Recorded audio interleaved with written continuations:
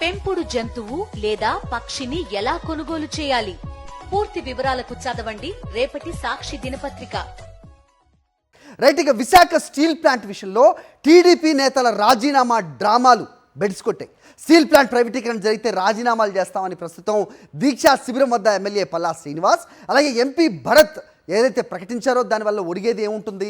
ప్రస్తుతం కూటమిలో భాగస్వాములుగా ఉన్న టీడీపీ, అలాగే ముఖ్యమంత్రిగా ఉన్న చంద్రబాబు నాయుడు వెళ్ళి ప్రధానితో మాట్లాడితే ఇది జరుగుతుంది కదా అనేది కార్మికులందరూ కూడా మాట్లాడుతున్న మాట. వాళ్ళు కొంత ఆగ్రహం కూడా వ్యక్తం చేస్తున్నారు.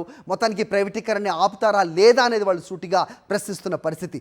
ఈ రాజీనామాల అంశం అయితే ప్రస్తుతం బెడిసికొట్టిన నేపథ్యంలో ఏం జరగబోతోంది అనేది ప్రస్తుతం తెలియాల్సిన అవసరం. దీనిపైనే మా కరెస్పాండెంట్ నాయుడు మరిన్ని వివరాలు ఇస్తారు. నాయుడు, చెప్పండి, సో ఎలా చూడాలి ఈ రాజీనామాల ప్రకటన?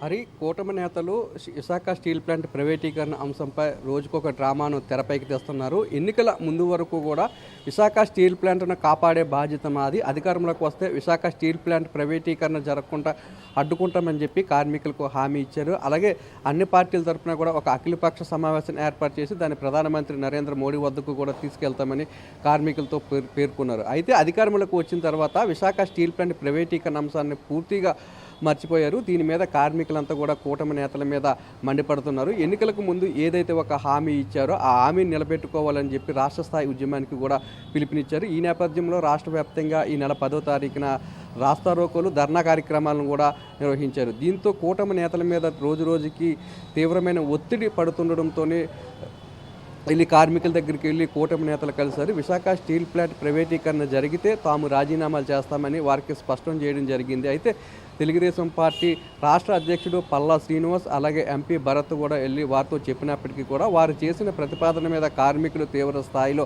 మండిపడ్డారు. విశాఖ స్టీల్ ప్లాంట్ ప్రైవేటీకరణ జరిగిపోయిన తర్వాత మీరు రాజీనామాలు చేస్తామంటున్నారు, దానివల్ల ఏమిటి ప్రయోజనం? దానివల్ల ఒరిగిది ఏముంటుంది? మీ పదవులు ఉన్నప్పుడే మీరు కేంద్రంలోని రాష్ట్రంలోని మీరే అధికారంలోనే ఉన్నారు కాబట్టి విశాఖ స్టీల్ ప్లాంట్ ప్రైవేటీకరణ జరగకుండా తగు చర్యలు తీసుకోవాలని చెప్పి కార్మికుల వారికి స్పష్టం చేయడం జరిగింది. ఎందుకంటే కేంద్రంలోని ఎన్డీఏ ప్రభుత్వం తెలుగుదేశం పార్టీతో కలిపి భాగస్వామ్యంలో ఉంది. తెలుగుదేశం పార్టీ ఇచ్చిన మద్దతుతోనే కేంద్రంలోనే ఉన్న ఎన్డీఏ ప్రభుత్వం కొనసాగుతుంది.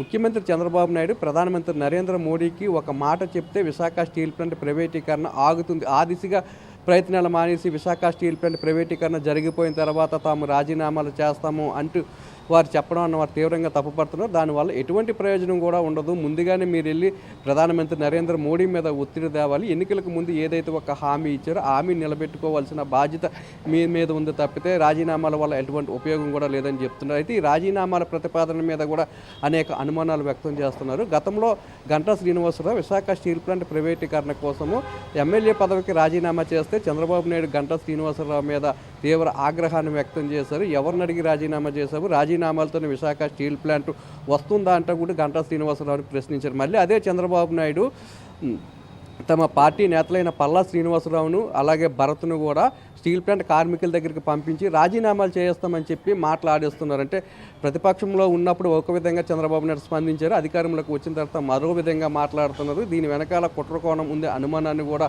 కార్మికులంతా కూడా వ్యక్తం చేస్తున్నారు. ఏదేమైనప్పటికీ కూడా ఎన్నికలకు ముందు ఏదైతే విశాఖ స్టీల్ ప్లాంట్ను ప్రైవేటీకరణ జరగకుండా కాపాడుతామని చంద్రబాబు నాయుడు కానీ పవన్ కళ్యాణ్ కానీ బీజేపీ నేతలు కానీ ఒక హామీ ఇచ్చారో ఆ హామీని నిలబెట్టుకోవాల్సిన బాధ్యత మీ మీద ఉంది. విశాఖ స్టీల్ ప్లాంట్ అనేది ఒక సెంటిమెంట్తో కూడుకుందని, అటువంటి స్టీల్ ప్లాంట్ను కాపాడుకోవాల్సిన బాధ్యత అందరి మీద కూడా ఉందని గతంలో ఉన్న ముఖ్యమంత్రి వైఎస్ జగన్మోహన్ రెడ్డి ప్రధానమంత్రి నరేంద్ర మోడీకి 2 సార్లు లేఖలు రాశారు. అలాగే అసెంబ్లీలో ఏకగ్రీవంగా తీర్మానం చేశారు. తాము చేస్తున్న ఉద్యమానికి కూడా మొదటి నుంచి కూడా మద్దతు తెలిపారు. అలాగే తాము చేస్తున్న ఉద్యమంలోనే ఎప్పుడూ కూడా పోలీసులు ఎటువంటి ఆటంకాలు కూడా కలిగించలేదు. కానీ కూటమి ప్రభుత్వం అధికారంలోకి వచ్చిన తర్వాత తమను అనేక రకాలుగా వేధిస్తుంది, తమకు నోటీసులు ఇస్తుంది, ఉద్యమాన్ని నీరుగార్చే ప్రయత్నం చేస్తుంది.